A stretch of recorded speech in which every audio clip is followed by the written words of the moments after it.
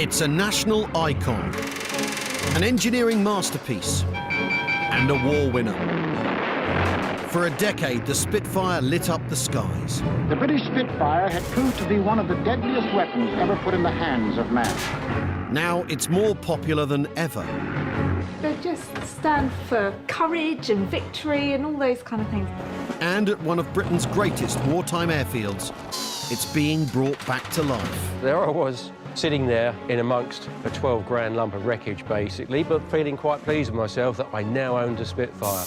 Over the course of 9 months, we'll be following this small team of engineers as they rebuild Spitfires. It's a wobble pump.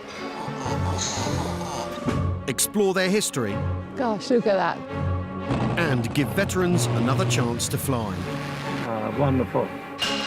They'll be using many of the same plans, tools and methods as their 1940s counterparts.